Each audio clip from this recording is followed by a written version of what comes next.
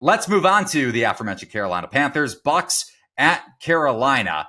Tampa Bay, 4.5-point road favorite. It's down from where it was, at least on Monday. I got Carolina at 6, and it did open at Panthers minus 5.5. Total anywhere between 37 and 37.5.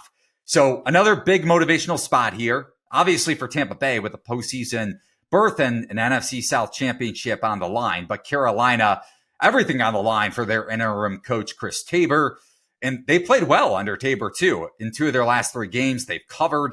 And there's no draft stock gained if the Panthers were to quote-unquote tank, which Cardinals maybe. If you look at that Seahawks-Cardinals game, Arizona could get better draft position if they lose outright, depending on whether you buy into that notion or not. But Carolina gains nothing. They're giving away their first-round pick, the first overall pick, to the Bears, who we'll touch on, and Bears-Packers in a bit. But Baker Mayfield limited in Thursday's practice with that rib injury. It seems like he can make all the throws. At least that's what's being reported, but I don't necessarily buy it.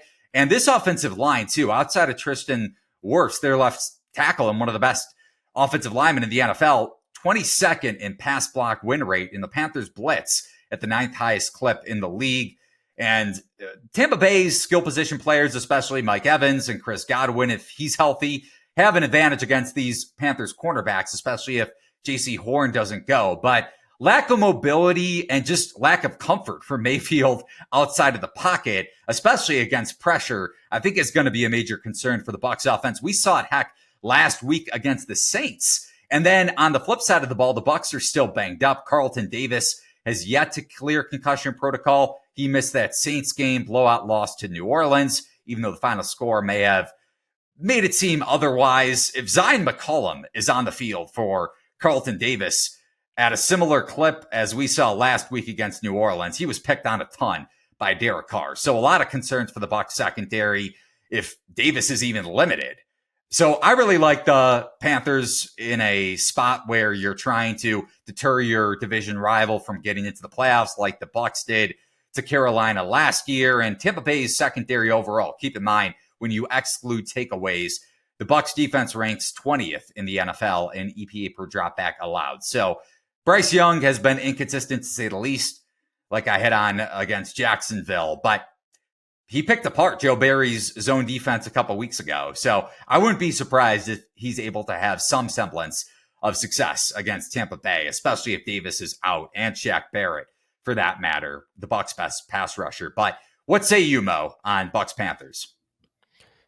Yeah, I like the Panthers too. I'm sad I didn't get 6, but I still think it's playable at 4.5. This is another one that's getting close to where I'm getting pretty indifferent, though. I do still lean Panthers rather, and I think I'll play it at 4.5. Yeah, you kind of touched on this with your Saints play last week, but it's a good time to fade the Bucs basically after their semi-fake 4-game win streak. I mean, they got outplayed big by the Falcons. The Jags were an injury-riddled disaster, and then one of those games was against the Panthers at home. I mean, they legitimately creamed Green Bay, but outside of that, it hasn't really been that impressive. And this is a spot where Bryce Young could look like a real NFL quarterback again. I mean, Tampa Bay doesn't get a lot of pressure on the quarterback, 26th in pressure rate coming into last week. It just comes down to prepping for these Todd Bowles blitzes. If they can hold off those blitzes, then I think Bryce Young is going to be fine here. So it's just on the coaching staff basically to get ready and do that, because Bryce Young his reaction to pressure is atrocious. I mean, he still thinks he can run away from guys like in college. It's like, dude, these guys are about 0.3 of a second faster in a 40-yard dash, bud. Like, you're not getting away from them anymore. Once they've like closed space to you, it's basically over. You got to throw it away. But yeah, as long as he's not constantly under pressure, because that's pretty much what happened in that Jags game. Bye-bye to my 3 points of CLV. Other than that, like, I think, he is going to be fine, and he has been playing better. So yeah, I like the Panthers here. Like you said, there's just absolutely no motivation to tank here whatsoever. And on to the final game. We mentioned a few divisions on the line with the AFC East, Buffalo and Miami. Jacksonville trying to win the AFC South in consecutive years against the Titans. And then Bucs and Panthers, the NFC South title on the line. Huge game, too, with Saints and Falcons. If Tampa Bay does lose outright, which I think there's a very, at least in terms of the applied probability where the market was at earlier in the week, we mentioned the spread.